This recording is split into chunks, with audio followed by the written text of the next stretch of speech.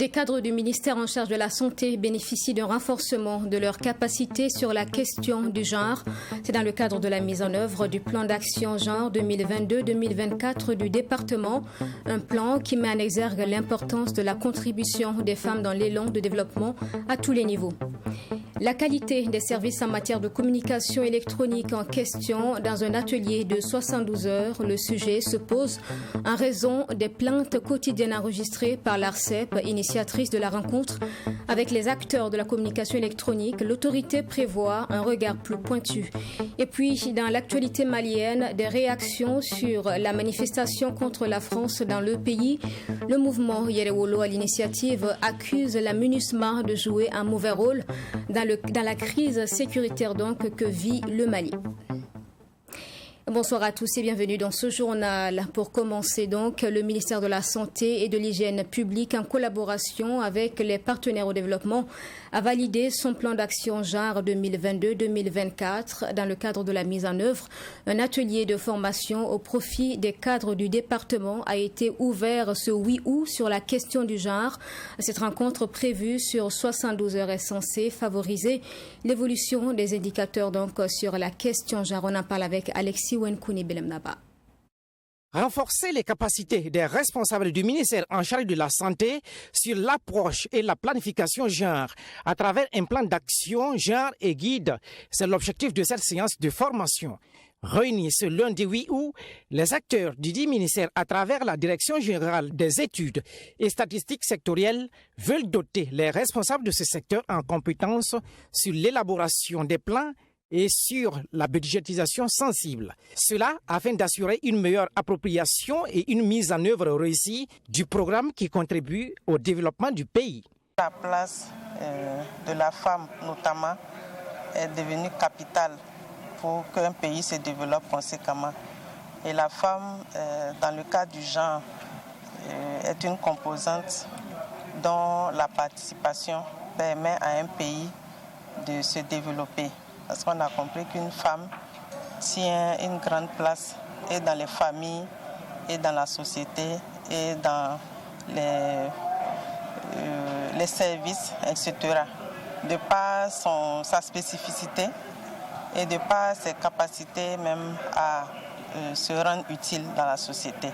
Cette séance de renforcement des capacités s'inscrit dans la mise en œuvre du plan d'action genre 2022-2024 du dit secteur, ainsi que les directives de la mise en œuvre en collaboration avec les partenaires. Il vise par ailleurs l'intégration du genre dans les politiques, stratégies et programmes à tous les niveaux du système de santé. Vous savez aussi quand on parle du genre, ce n'est pas que la femme.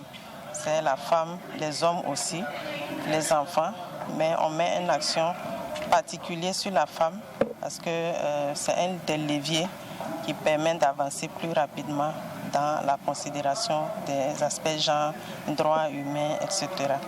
Au cours de l'atelier, des communications portant sur plusieurs thématiques suivies d'échanges et d'exercices pratiques seront livrées. Cet atelier de formation dure 72 heures. Il est attendu que les connaissances des responsables du ministère sur l'approche genre soient renforcées au terme de cette rencontre. Célébration indifférée de la journée panafricaine des femmes avec l'association des professionnels africaines de la communication, section Burkina. La PAC, créée depuis 1985 et longtemps restée dans l'ombre. L'association s'est penchée ceci ou sur les défis à relever pour la promotion d'une meilleure place et image de la femme dans le métier de l'information et de la communication. Nous en parlons avec ce reportage. Ces anciennes journalistes et communicatrices sont des membres de l'Association des professionnels africains de la communication, section Burkina APAC. Ces doyennes du métier du journalisme et de la communication veulent contribuer, entre autres, à valoriser l'image de la femme dans les médias et aider à promouvoir son droit à l'information. C'est pourquoi elles tiennent cette rencontre avec leurs jeunes consoeurs, avec qui elles partagent leurs expériences. L'animatrice principale n'est tout autre que Béatrice Damiba, ancienne ministre et ancienne présidente du Conseil supérieur de la communication.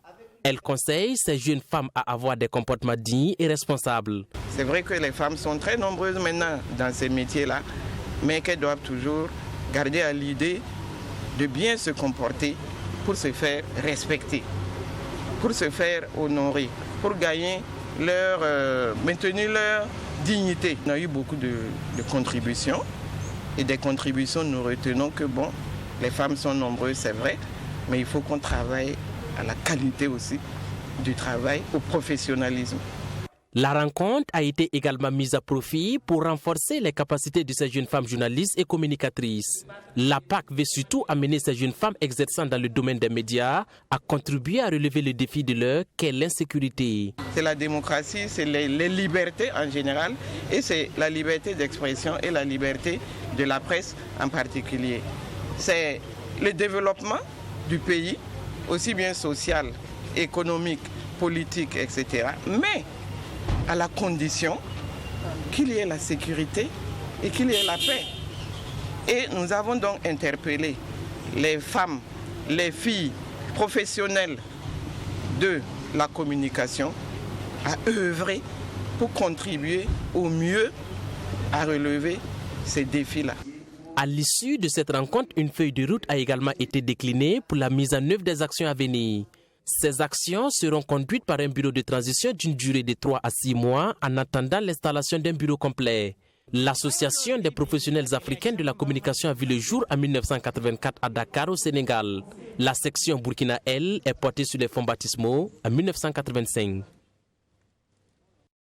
Un reportage commenté par Cheikh Omar Ouedraogo. Sur la scène politique burkinabé ces dernières semaines, plusieurs mouvements politiques ont vu le jour. Quelques-uns, BUT, ADM, Table Ronde et le tout dernier, le Front patriotique composé de 33 partis et organisations de la société civile. Pourquoi autant de nouveaux mouvements et formations politiques en si peu de temps? Plusieurs questions se posent en réalité.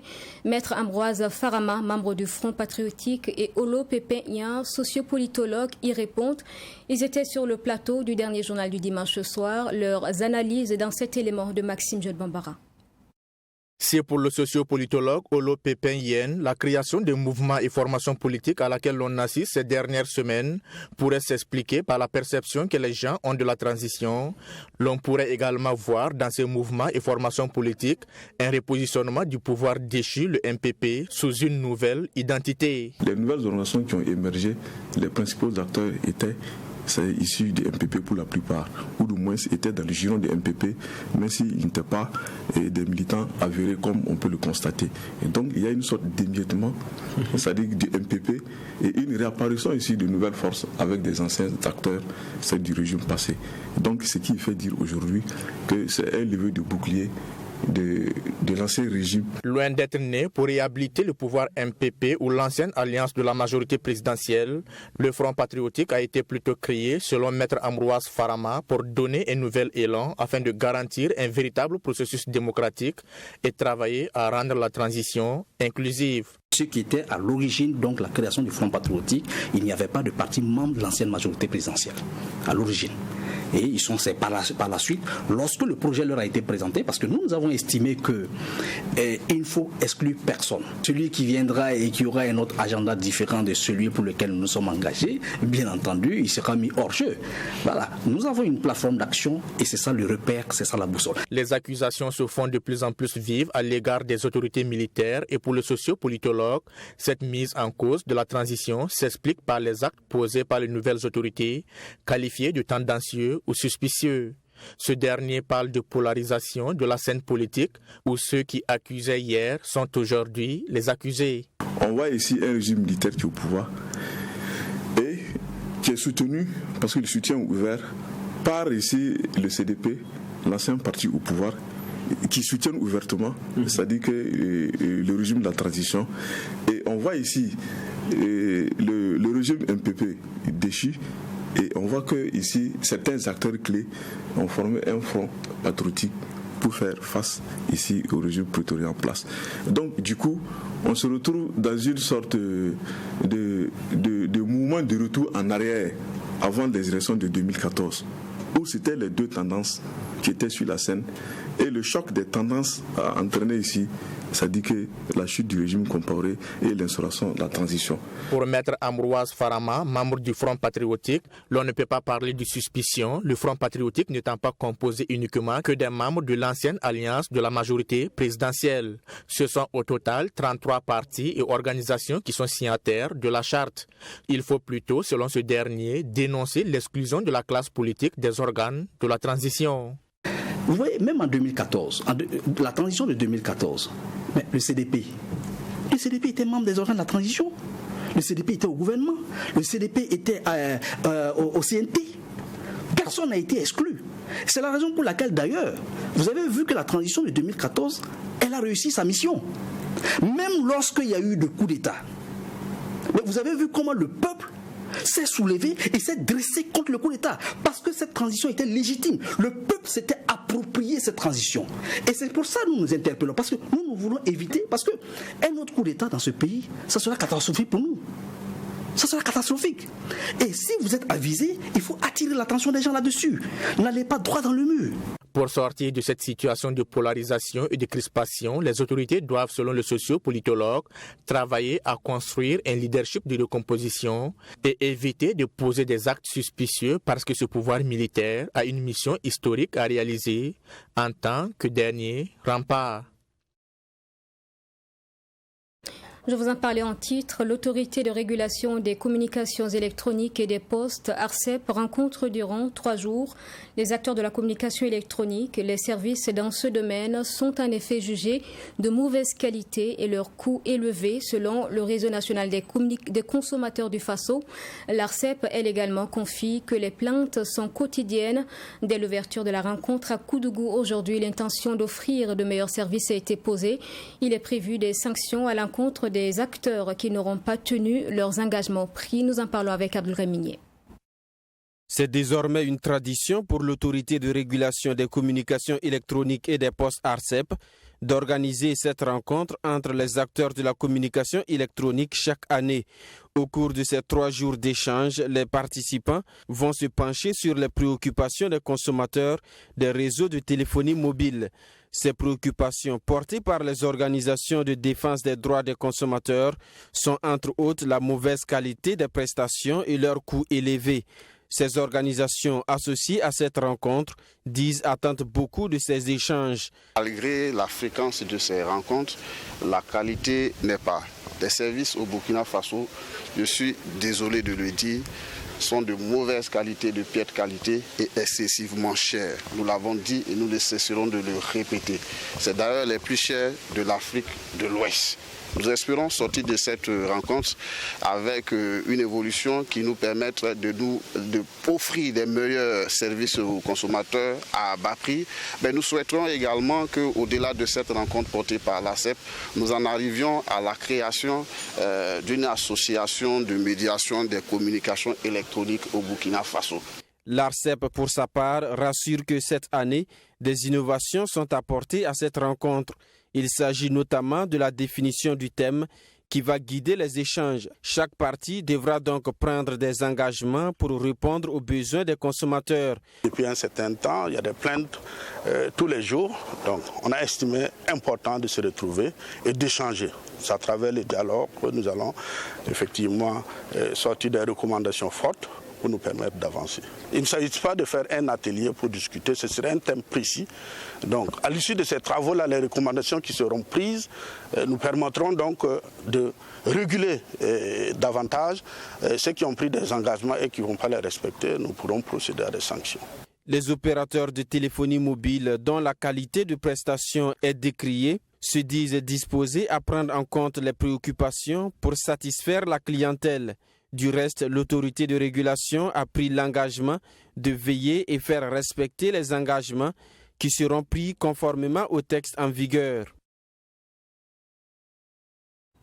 L'excellence scolaire célébrée au niveau national a donné le ton pour les célébrations périphériques à Sakwensé village à 45 km de Ouagadougou. Les meilleurs élèves ont été récompensés samedi dernier.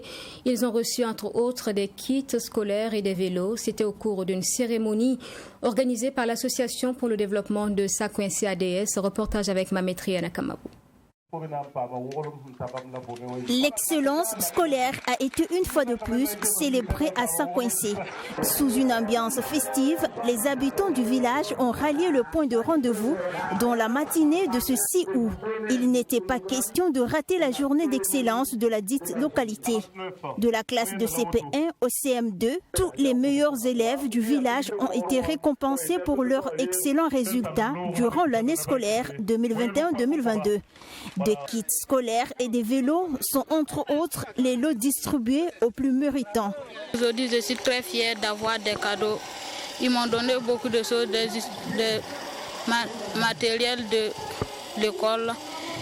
Et je suis contente. Je veux remercier l'association, le parrain. Que Dieu les bénisse et leur donne longue vie pour qu'ils fassent plus. Je pense que l'année prochaine, je vais me concentrer plus pour avoir plus de cadeaux que cette année. En apprenant bien mes leçons, me concentrer à l'école, écouter les maîtres, les respecter. J'ai bien appris. Quand le maître pose des questions, je lève ma main très fort et je réponds chaque fois les questions posées par le maître.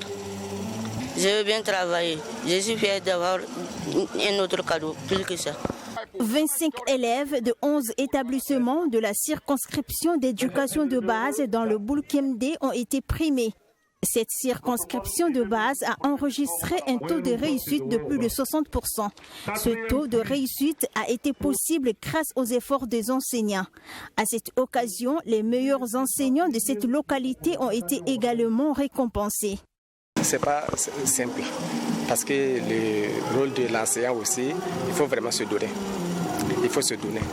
Si on prend le cas des élèves de CM2, on a travaillé le mercredi soir, le samedi matin et soir même. Bon, pourquoi pas les autres classes aussi? Il y a des coups de rattrapage qu'il faut faire à tout moment, souvent pour être en tout cas aux choses là, dans le programme. Initiée par l'Association pour le développement des Sakoinse, ADS, cette journée est née de l'ambition de fils et filles de cette localité de célébrer l'excellence scolaire. À en croire le président de l'association, il s'agit de donner une motivation aux élèves pour mieux travailler davantage. Nous voulons encourager l'excellence au sein des élèves, stimuler effectivement cet esprit compétitif qui va pousser chacun à chercher à être meilleur. Et c'est dans ce sens que nous voulons effectivement accompagner les plus méritants pour susciter un peu de la convoitise auprès des autres. Cette journée de l'excellence est une occasion de reconnaître et de saluer le mérite de meilleurs élèves et des enseignants des Sakoinse. Étant parrain de la cérémonie, Borema Savadogo a donné quelques conseils à ses filleuls. Ceux qui ont bien travaillé, je leur demande de continuer à travailler. Seul le travail paye. Ceux qui n'ont pas bien travaillé, je leur demande de prendre le pas de ceux qui ont bien travaillé et devenir demain comme ceux qui ont bien travaillé. C'est ce que je donne comme conseil. Cette journée d'excellence organisée par l'Association pour le développement des Sakoinse est à sa 7e édition. Elle prend en compte les meilleurs élèves de classe de CP1 au CM2. L'association ambitionne récompenser aussi dans les années à venir les meilleurs élèves du secondaire. Et action de solidarité dans ce journal, dans le cadre de la célébration annuelle de leur journée de la solidarité, les membres de la section Kadiogo du Cercle d'études, de recherche et de formation islamique CERFI ont rendu visite aux pensionnaires de la maison d'arrêt de correction de Ouagadougou-Mako. Une visite hier dimanche, les mains chargées de dons, en plus des conseils formulés aux pensionnaires. Les images avec Serge Kabouret. Le Cercle d'études, de recherche et de formation islamique CERFI, à travers sa section provinciale du Kadiogo, est en visite ici à la maison d'arrêt et de correction de Ouagadougou-Mako. Reçus par les premiers responsables de la garde de sécurité pénitentiaire, les visiteurs du jour ont pu échanger avec une délégation de pensionnaires de la Mako. C'est une visite qui s'inscrit en droite ligne avec les recommandations de l'islam, selon le secrétaire général du CERFI Kadiogo. Ce matin, nous sommes venus à la Mako pour rendre visite déjà aux pensionnaires de la maison d'arrêt parce qu'ils sont dans un milieu carcéral Parfois, ils ont besoin de la visite. Et la visite est une activité qui nous a été enseignée par l'islam afin de renforcer les rapports sociaux.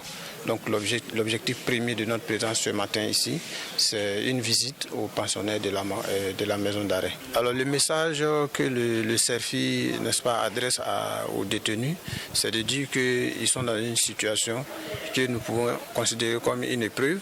Et cette épreuve, il faut la vivre et espérer que Allah, n'est-ce pas, va expier les péchés à travers cette épreuve-là et que chacun puisse s'amender. Le CERFI, section Kadiogo, a également saisi cette opportunité pour apporter son soutien à l'endroit des pensionnaires de la Mako. Alors ce matin, nous sommes venus avec des vivres, et des nattes et du savon.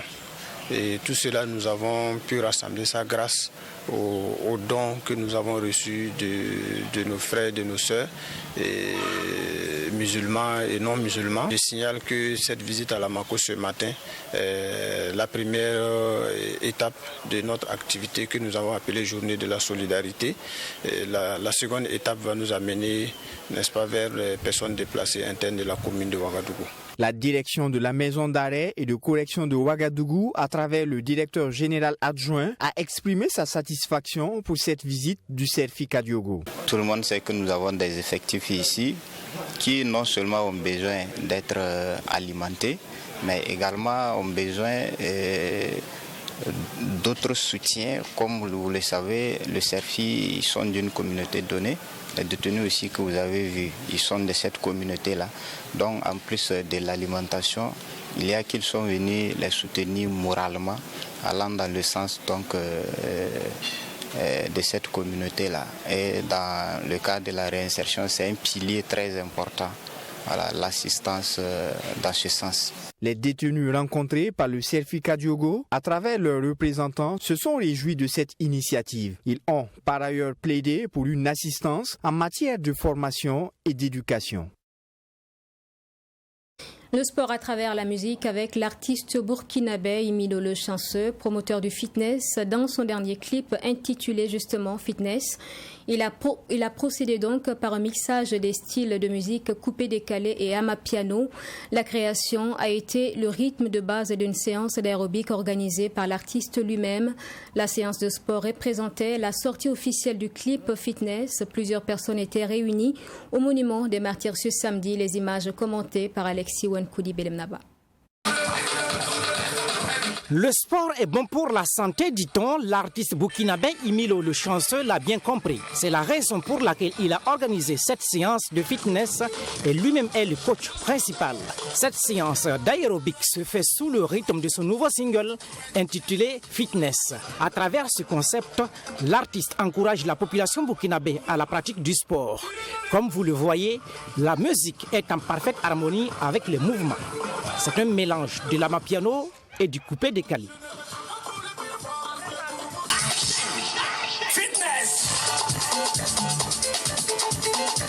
Un nouveau style qui fait en ce moment mousse un peu partout dans le monde, c'est l'amapiano. Voilà, donc je me suis inspiré de l'amapiano et du décalé coupé, voilà, qui est mon style de musique. Donc c'est du mélange que j'ai créé qui s'appelle amapiano décalé. Voilà, donc si ça plaît, on va continuer dans ce style-là. C'est un concept qui m'est venu comme ça parce que chaque soir je suis en salle de gym. J'ai pensé à faire un morceau pour les sportifs. C'est vrai, le sport il est difficile, mais il est important pour la santé. Les sportifs du jour qui ont eu l'exclusivité du single ont fait des exercices durant pratiquement 1 heure de temps. Ils disent avoir été stimulés par le rythme de cette musique qu'ils apprécient. C'est bien passé avec les chanceux groupes, c'est toujours au top. Voilà, on les remercie. D'ailleurs, le clip en exclusivité de suite. Voilà, on s'est bien échauffé. Vous-même, vous voyez la sueur, ça coule. Voilà, on va le dire encore merci.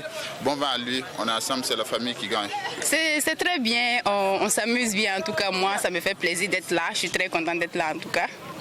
Ça fait plaisir. Et que ça soit fait sous l'emblème du sport, du fitness, c'est une belle initiative que nous devons toujours promouvoir et ça féliciter. Super, super. En fait, le sport c'est important, mais c'est surtout le clip que je suis venu voir. Et un peu de sport de temps en temps, ça fait pas de mal. Ça fait vraiment plaisir de rassembler tout le monde. Voilà, ça y a longtemps on a fait du sport. Aujourd'hui, grâce au clip, grâce au lancement du clip, nous sommes là et pour s'amuser, donc ça fait plaisir. On s'est défoulé un peu, voilà. Pour la promotion de ce single, Milo le chanceux entend organiser d'autres séances de fitness sur les terrains et les salles de gym de la capitale burkinabé. Et dans l'actualité au Mali, cette manifestation pour obtenir le départ de la France, des milliers de citoyens étaient réunis le 5 août dernier, estimant que la force militaire française n'avait plus sa place sur le territoire malien. La manifestation était à l'initiative du mouvement Yerewolo, debout sur les remparts. Je vous propose d'écouter quelques manifestants au micro de notre correspondant au Mali, Bourema Soulo. Nous avons appelé le peuple malien pour venir témoigner devant le monde entier du mauvais rôle que l'aménagement joue chez nous ici. Du rôle de déstabilisateur, du rôle qui consiste à pourrir la situation pour venir dénoncer ça et demander leur départ. Si vous écoutez un peu, même les propos des cadres de l'aménagement, ils nous ont dit que l'aménagement n'a pas les moyens pour nous aider, l'aménagement n'a pas la formation acquise pour nous aider, l'aménagement n'a même pas le personnel nécessaire pour nous aider. Et pire que tout ça, l'aménagement se transforme aujourd'hui en un instrument aux mains de l'oligarchie, aux mains de l'impérialisme, pour freiner l'élan de notre armée, pour s'aimer la discorde entre les communautés. Alors, vu tout cela, nous sommes là aujourd'hui pour demander leur départ. L'aménagement qui est venu pour nous stabiliser, nous sécuriser, aider l'armée malienne à pouvoir récupérer ces territoires, n'a vraiment pas pu accomplir sa mission. Elle est là, elle dit qu'elle est là pour nous protéger, mais malheureusement, elle n'a pas c'est-à-dire que ce mandat de pouvoir lutter contre ceux qui agressent les populations civiles. Donc, pour nous qui sommes aujourd'hui dans ce milieu du centre du Mali, nous pensons que c'est le couronnement d'un combat que nous avons commencé depuis 2017. 2018, 2019, 2020, je me rappelle bien, lors du dernier combat, nous avons même bloqué un convoi de l'aménagement à l'entrée de Bandiagara. Ça fait un tollé général. Beaucoup ne nous ont pas compris. Ils ont pensé que c'était une manifestation fantaisiste, mais en réalité, peu à peu, nous sommes heureux que le monde est en train de découvrir la vraie mission de de l'aménagement. Et voilà donc pour ce journal. Merci de l'avoir suivi. Je vous souhaite une excellente suite en notre compagnie. Bonsoir et à demain à 20h.